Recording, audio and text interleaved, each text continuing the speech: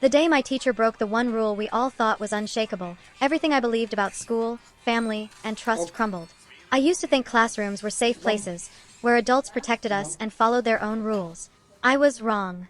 Growing up in Brookdale, a quiet suburban town tucked between rolling hills and the endless hum of the freeway, I believed my world was steady, predictable. The mornings always smelled of Mom's cinnamon oatmeal, Dad's radio humming softly in the kitchen, and my younger brother, Dylan, complaining about his shoelaces. Our house wasn't fancy, but it was ours, a red brick home with white shutters and a crooked basketball hoop in the driveway. At school, I was considered the responsible kid. Teachers praised my neat notes, classmates asked me for help on group projects, and the principal often used my name as an example during assemblies. Be like Maya, disciplined, dedicated, respectful. I wore that badge proudly, even when it weighed heavy. My parents worked long hours, Dad a postal clerk, Mom a nurse on night shifts, so I learned to depend on myself. Homework was done at the kitchen table, meals reheated in the microwave, bedtime routines carried out alone. Dylan was too young to understand why I pushed myself so hard, but I wanted to be the one thing in my family that never fell apart. In 10th grade, we got a new English teacher, Mr. Keaton. He wasn't like the others. Where most wore pressed shirts and followed rigid lesson plans, he sauntered in with wrinkled jackets and stacks of novels that smelled like old libraries. His voice carried authority, yet his smile seemed disarming, as though he understood the secret weight every teenager carried. At first, we adored him. He encouraged us to write from the heart, to question authority, to see literature not just as homework but as a mirror of our lives. For a girl like me, who spent nights journaling beneath dim lamplight, it was electrifying. I felt seen in ways I hadn't before. But even then, there were hints, subtle cracks in the illusion of perfection. He joked about rules in ways that made us uncomfortable, rolling his eyes whenever the school's code of conduct was mentioned. Once, when a student complained about a strict deadline, he leaned back and said, "Rules are flexible if you know how to bend them." The class laughed nervously. I laughed too, not realizing how prophetic those words would become. Outside of class, life seemed equally steady. My parents were stretched thin but proud of me. Dylan idolized me, following me around, begging me to play soccer in the yard even when I was exhausted. I felt like I was balancing two worlds, the golden student at school and the quiet caretaker at home. Looking back, those days were the calm before the storm, the illusion of safety before everything I thought I knew about fairness and trust shattered. I didn't know it yet, but the man we trusted, the teacher we admired, was about to break a rule so sacred it would turn my entire life upside down. It started small, the kind of thing most people would shrug off, maybe even laugh about later. But for me, it was the first crack in the wall of trust one had carefully built around school, my so-called sanctuary. One chilly October morning, the leaves scattered across the Brookdale High courtyard like confetti from some unseen parade. I walked into English class, clutching my annotated copy of To K*LL a Mockingbird. The desks buzzed with chatter, kids joking, snapping selfies, showing each other TikToks under the table. When the bell rang, Mr. Keaton strolled in late, coffee in one hand, his tie loosely knotted as if he'd just rolled out of bed. "All right, everyone," he said with that half-smile that made us feel like co-conspirators instead of students. "New rule, no more essays unless I say so." We laughed, of course. Who wouldn't? No essays. That sounded like heaven. Even I, the responsible one, felt my shoulders unclench. But then he added something else. "You know the school's plagiarism policy?" he asked, pacing between the rows of desks. 3 strikes, you're out. They think it's about integrity. I think it's about control." He paused, leaned against the whiteboard, and looked straight at me. My pulse quickened under his gaze. "What if," he continued, "rules don't matter as long as no one finds out?" The class erupted in whispers and smirks. One kid at the back muttered, "Finally, a teacher who gets it." But I didn't laugh this time. Something about the way he said it lodged in my stomach like a stone. This wasn't a casual joke. He meant it. From then on, little things kept happening. Deadlines shifted on a whim. Tests were forgotten. He allowed students to hand in work that was clearly copied from SparkNotes, giving them the same grades as those of us who spent hours agonizing over drafts. Once, when I pointed out that someone had turned in my own notes word for word, he shrugged. "Sharing is caring, Maya. Don't be so uptight." That night, I stared at my reflection in the bathroom mirror, toothbrush dangling from my hand, and wondered if I was the problem. Was I too rigid? Too invested in rules that no one else cared about? My parents always drilled discipline into me, Dad with his strict schedules, Mom with her no-nonsense reminders about honesty, but maybe in the real world, people bent rules all the time. Still, I couldn't shake the unease. The next warning came 2 weeks later during a parent-teacher night. My mom, exhausted from her hospital shift, sat across from Mr. Keaton with tired eyes. He praised me for my dedication, but then added, "She could loosen up though. She takes rules a little too seriously. Sometimes rebellion is healthy." My mom chuckled politely, but I felt my cheeks burn. He wasn't just questioning my approach, he was undermining it in front of the one person whose approval I craved most. The whispers among students grew, too. Rumors circulated that Mr. Keaton let certain kids skip assignments if they stayed after class to help him organize papers. I dismissed them as jealous gossip, until I noticed how often the same group of students hung around his desk while the rest of us packed up. Their grades soared despite minimal effort, while mine stagnated, no matter how hard I worked. I tried to bring it up once, cautiously. "Mr. Keaton, I noticed some kids don't seem to follow the same rules." He cut me off with a sharp look, the warmth draining from his face. "Maya, you're a smart girl. But smart doesn't always mean nosy. Learn the difference." My throat went dry. His words weren't just a dismissal, they were a warning. From that day, I began to watch more closely. And what I saw gnawed at me: assignments that disappeared from the gradebook, whispered deals struck between him and students, and once, most chilling of all, a wad of folded cash slipping from one hand to another. I didn't want to believe it. This was my favorite teacher, the man who told us to use our voices, to question authority, to see beyond the rules. But now I wondered if he was using those same ideals to cover something darker. By the time Thanksgiving rolled around, I had stopped laughing at his jokes. Every time he smirked about rules being flexible, I felt the walls of my so-called safe haven tremble. And though I couldn't prove it yet, deep down I knew, the rule he was about to break would shatter more than just my faith in him. It would shatter the foundation of everything I thought school, and trust, was supposed to mean. By winter, the unease that had started as a whisper in my gut had turned into a constant drumbeat. The warmth of Mr. Keaton's classroom had shifted into something else, something sharp, unsettling, like a smile hiding a knife. At first, I thought maybe I was overthinking it. Maybe I was just the rule-obsessed kid, too stiff to see the bigger picture. But the changes were undeniable. His lessons grew shorter, sloppier. Homework stopped being collected altogether for some students, while others, always the same group, received glowing praise for turning in work that looked suspiciously alike. It wasn't just about grades anymore. Mr. Keaton had **N choosing favorites, and the rest of us knew it. He'd invite certain kids to sit closer, to weigh in on class discussions as if their words carried more weight. For the rest of us, especially me, he turned indifferent. My raised hand was ignored.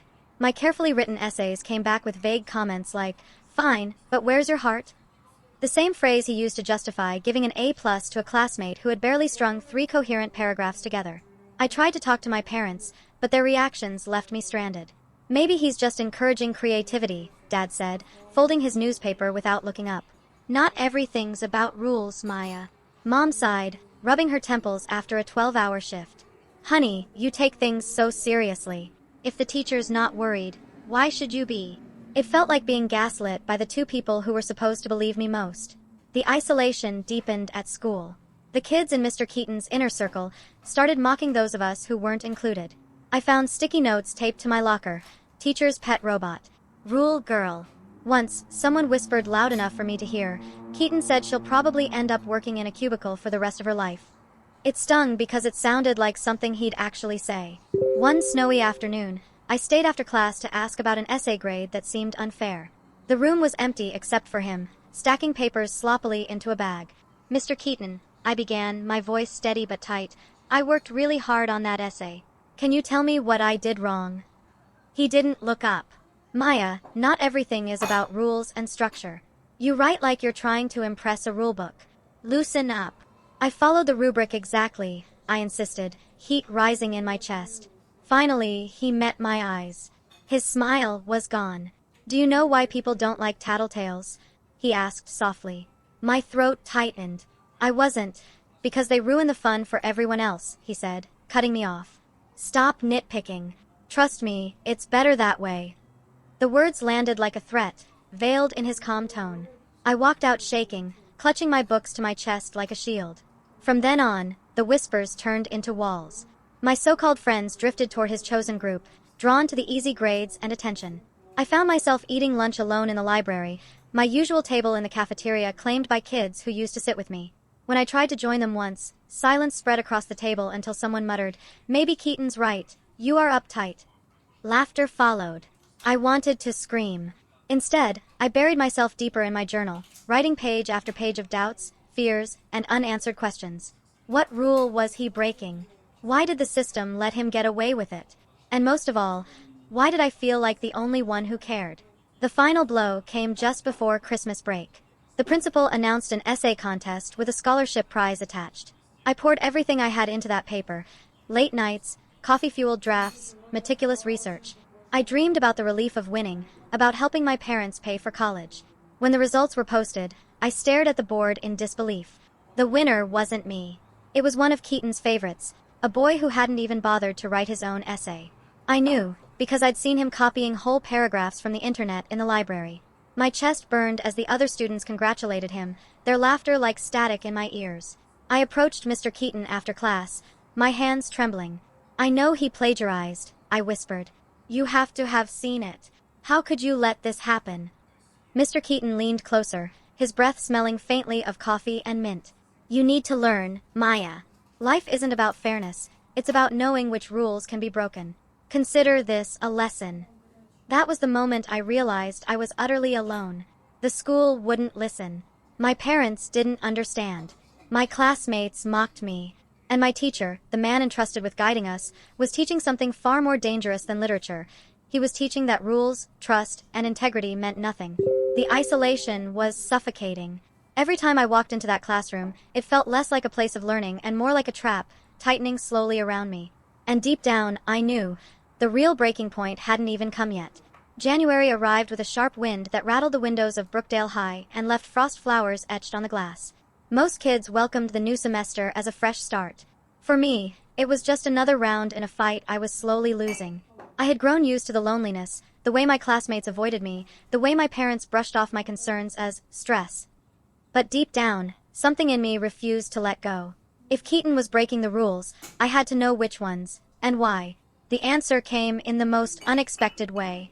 It was late one afternoon when I went back to class to grab a notebook I'd forgotten. The halls were quiet, the echo of my footsteps bouncing off the lockers. As I approached the English room, I heard voices, low, hurried, urgent. I froze, instinctively pressing myself against the wall just outside the door. Inside, Mr. Keaton's voice carried a harsh edge I hadn't heard before. "You need to keep quiet. If anyone finds out, it's not just your grade on the line, it's mine." My stomach clenched. Another voice followed, a girl's, nervous, wavering. I recognized it instantly. Claire, one of his favorites. "But I didn't even finish it," she said. "You can't just—" "I can," Keaton snapped. "And I did. You want your scholarship? You'll let me handle it. The board doesn't care who wrote what as long as the results look good." I felt the blood drain from my face. He wasn't just bending rules, he was rewriting them, forging work, and pushing students into silence. I shifted my weight, and the floor creaked. The voices inside stopped. Heart hammering, I bolted down the hall, ducking into the girls' bathroom just as the classroom door swung open. My breaths came fast and shallow, fogging the mirror. He was falsifying grades. That much was clear. But the deeper truth came crashing down later that week. I was in the library, stacking books at my usual corner table, when I noticed something odd. Claire was sitting across from one of the librarians, crying quietly, her hands clutching a crumpled paper. I wasn't close to her, but something drew me in. After the librarian left, I approached cautiously. "Are you okay?" I asked softly. She looked up, startled. For a moment, she seemed ready to brush me off, but then her expression cracked. "He's using us," she whispered. "Keaton. He made me sign my name on a paper I didn't write. Said it would get me into the scholarship program. But it was his writing, not mine." My chest tightened. "Wait, you mean he's writing the essays himself?" She nodded, eyes darting around the room. "Not just for me. For others too. He submits them under our names so he can say his students are excelling. That's why they keep winning contests. It's all him." The revelation hit like a freight train. Keaton wasn't just turning a blind eye to cheating. He was orchestrating it, propping up his favorites as brilliant stars while silencing anyone who questioned him. His entire reputation as an innovative teacher was built on lies, stolen credit, and coerced complicity. "Why don't you tell someone?" I pressed, my voice shaking. Claire's eyes filled with fresh tears. "Because if I do, I lose everything. He said he'd ruin me. He has connections with the scholarship board. He said no one would believe me anyway. Her words echoed my own fears. No one believed me when I'd raised concerns before. Why would this be different? That night, I lay awake in bed, staring at the ceiling, my mind spiraling. The rule he had broken wasn't just about plagiarism, it was the very foundation of trust between teacher and student. He was stealing work, stealing futures, and using kids as pawns in his own game. And worse, he was daring anyone to challenge him, knowing how powerless we were. The final piece fell into place a week later during a school assembly. The principal proudly announced that 3 of Keaton's students, including Claire, had been shortlisted for national scholarships. The auditorium erupted in applause. I looked at Claire's face, pale and stiff, and knew the truth. None of those essays were hers. They were his. My fists clenched in my lap. Everyone was cheering for a fraud, while I sat there drowning in the knowledge no one else wanted to see. That was the breaking point. It wasn't just about grades anymore. It wasn't even about me being left out or mocked. It was about integrity, about the rule that every teacher swore to uphold: do no harm to your students. And Keaton had broken it so thoroughly that the harm spread like a poison through every corner of our school. I knew then that if I didn't act, no one would. But I also knew the cost. Going up against him meant risking my reputation, my friendships, maybe even my future.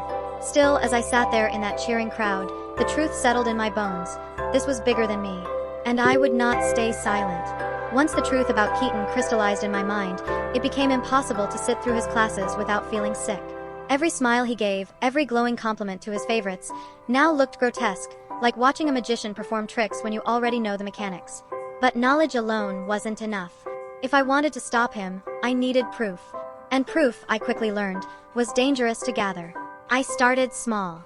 In class, while others scribbled notes or dozed off, I quietly angled my phone to record snippets of his lectures. At first, it was harmless-seeming clips, him telling students deadlines were optional, or openly mocking the school's honor code. Then I escalated. I managed to capture him saying, clear as day, "Grades are what I make them, not what you earn." Hearing it back later that night, my hands shook so badly I nearly dropped the phone. Still, it wasn't enough. I needed concrete evidence of the forged essays. That's where Claire came in. She avoided me for days after our talk in the library, too scared to be seen with me. But one afternoon, I caught her by the vending machines, cornering her gently. "I know you're scared," I said softly, "but I'm not going to let him keep doing this. I'm collecting evidence. If you help me, we can stop him." She looked at me like I was insane. "You don't get it. He'll ruin us. He said he knows people on the scholarship board. He'll tell them we cheated and we'll lose everything." "Claire, you didn't cheat. He did." My voice cracked. "But if no one speaks up, he wins. Every single time." Her hands trembled as she pressed a folded paper into mine.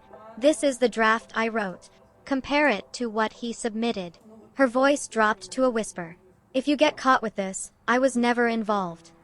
That night, under the dim glow of my desk lamp, I compared the 2 essays.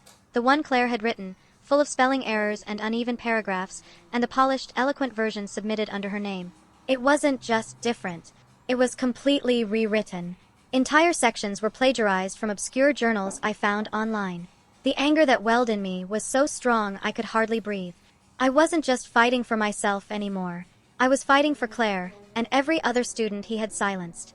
Still, I knew I couldn't go directly to the principal. Without undeniable proof, Keaton could twist the narrative, paint me as a bitter, jealous student making wild accusations. I needed something explosive, something he couldn't talk his way out of. So I formed a plan. I started recruiting quietly. Dylan, my little brother, was surprisingly eager to help when I explained the situation. He may have been younger, but he knew how to navigate tech better than anyone I knew. Together, we devised a system. I'd gather recordings and documents, and he'd back them up onto a secure drive no one else could access. Then came Mia, a friend from the debate team. She'd been drifting away under Keaton's influence, but when I showed her the recordings, her face hardened.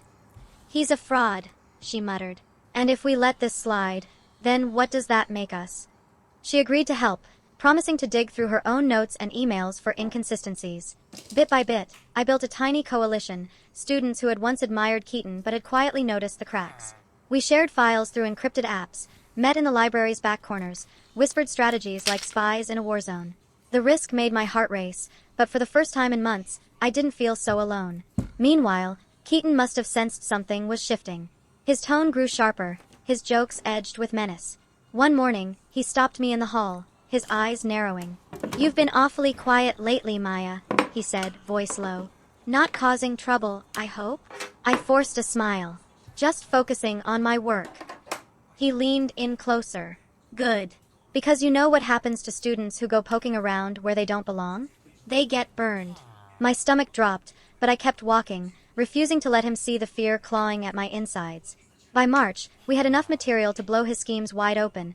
Side-by-side essays, voice recordings, even **TS of emails he'd accidentally forwarded to students with his edits still visible. The evidence was damning. The question was how to release it. Mia suggested we hand everything over to the school board quietly. Dylan wanted to upload it online, to make it public so no one could cover it up. I was torn. If we went public, Keaton's career would be over, but so would any chance of me living a normal high school life. If we went private, the board might bury it to protect the school's reputation. In the end, the decision was made for me. The principal announced a spring assembly where Keaton would be honored for excellence in educational leadership. The idea of him standing on that stage, soaking in applause built on lies, made me physically ill. That was the moment the plan crystallized. We wouldn't wait for the board. We wouldn't risk silence. We would expose him right there, in front of the entire school, at the exact moment he thought himself untouchable. The counter-strike was set. And as the date drew closer, I could feel the tension winding tighter, like a bowstring pulled back to its breaking point. Because when the arrow flew, there would be no turning back. The day of the assembly dawned bright and deceptively calm. Spring sunlight spilled through my bedroom curtains, and for a fleeting moment, I wanted to believe it would be a normal day. But my phone buzzed with messages from Dylan, Mia, and the others in our little coalition, and the weight of what we were about to do settled hard in my chest. This wasn't just another school event. It was a battlefield. And we were about to take our **T at the man who thought himself untouchable. By mid-morning, the gymnasium was packed. Teachers ushered students into the bleachers, chatter bouncing off the high ceilings. A stage was set up at the front with a podium, a giant projector screen, and a banner that read, "Celebrating Excellence in Education." My stomach twisted at the irony. I sat wedged between Mia and Claire, trying to keep my hands from trembling. Claire looked pale, her eyes darting toward the exit every few seconds. "Are you sure about this?" she whispered. I nodded, though my throat was tight. "It's the only way." When the principal took the stage, the room quieted. He launched into a speech about dedication and innovation, words that tasted like ash to me. And then finally, he called out, "Please welcome our honoree, Mr. Daniel Keaton." The gym erupted in applause. Students whistled, teachers clapped, and Keaton strode onto the stage with that smug, easy smile plastered across his face. He looked untouchable, soaking in the adoration, every inch the hero. He began his speech, thanking the school, the board, and of course, the brilliant students who inspire me every day. Each word was a dagger. I gripped the USB drive in my pocket so hard the edges dug into my palm. Then it was time. Dylan, hidden among the tech crew, slipped the drive into the laptop connected to the projector. My heart raced as the screen behind Keaton flickered. At first, no one noticed. Just a brief glitch, the kind that usually earns a laugh. But then the slides changed. Instead of the school crest, an essay appeared, Claire's draft, full of misspellings and uneven paragraphs. A murmur ran through the crowd. Then, side by side, the polished final essay popped up, the one Keaton had rewritten and submitted. Gasps echoed across the gym. "What is this?" the principal stammered, turning toward the screen. Keaton froze, his smile faltering. There must be some mistake, but the next slide silenced him, a recording of his own voice, captured from class. His words rang out crystal clear. "Grades are what I make them, not what you earn." The crowd erupted. Students shouted, teachers exchanged horrified glances, and Claire buried her face in her hands. Keaton's composure cracked. "This is taken out of context," he barked, his voice rising above the noise. "These are lies, manipulated files." But Dylan wasn't done. The next slide displayed a series of emails, his edits visible, showing plagiarized passages pulled directly from obscure journals. And finally, the coup de grace, a video clip where Keaton hissed at Claire in the classroom, "If anyone finds out, it's not just your grade on the line, it's mine." The gym fell into stunned silence. Keaton's face went pale, then flushed crimson. He turned on the principal, pointing an accusatory finger. "You can't let them smear me like this. I've given this school everything." The principal looked stricken. Mr. Keaton, is this true? Before Keaton could answer, Mia stood up, her voice steady and strong. It's true. And I'm not the only one he's done this to. One by one, students began speaking up. First Claire, then others, names I hadn't expected, voices rising in a chorus of anger, fear, and betrayal. Stories spilled out, essays rewritten, grades manipulated, threats whispered after class. The image of Keaton as a savior collapsed before my eyes. No! Keaton shouted, panic breaking through. He shoved the podium, sending the microphone screeching. You don't understand. I was helping you. I was saving you from mediocrity. But the students weren't listening anymore. Neither were the teachers. Security guards moved toward the stage as the principal's voice thundered, Mr. Keaton, step down! In a last, desperate move, Keaton lunged for the laptop, but Dylan yanked the power cord before he could reach it. The screen went black, but the damage was done. His secrets were out, laid bare for everyone to see. The guards grabbed him, dragging him off stage as he shouted obscenities. The sound of students booing drowned him out. For the first time, he looked small, powerless. And I, me, the quiet, responsible girl who had once believed in the safety of classrooms, stood in the middle of it all, my pulse racing. I had exposed him. We had exposed him. The fallout was immediate. Teachers rushed to console crying students, the principal promised an investigation, and whispers spread like wildfire. My phone buzzed endlessly with messages flooding in, some thanking me, others demanding to know how I'd pulled it off. But as the crowd dispersed and the gym slowly emptied, I sat frozen, my body trembling with adrenaline. We had won the battle. But I knew this wasn't the end. Because while Keaton's mask had been ripped away, the scars he'd left behind, on Claire, on others, on me, were only beginning to surface. And I had to face what came next. When the gym finally emptied, I felt like I'd aged 10 years in a single afternoon. The banners still hung limp above the stage, confetti that had been meant for Keaton's celebration, scattered on the floor like the remnants of a funeral. I sat on the bleachers, the adrenaline draining out of me until all that was left was exhaustion. My hands trembled in my lap, not from fear anymore, but from the weight of everything that had just happened. Dylan found me first. He plopped down beside me, grinning in that boyish way only he could. We did it, he whispered, his voice hushed, as though afraid the walls themselves might be listening. He's finished. I nodded, but my chest was heavy. We did. But look at everyone, Dylan. This didn't just hurt me.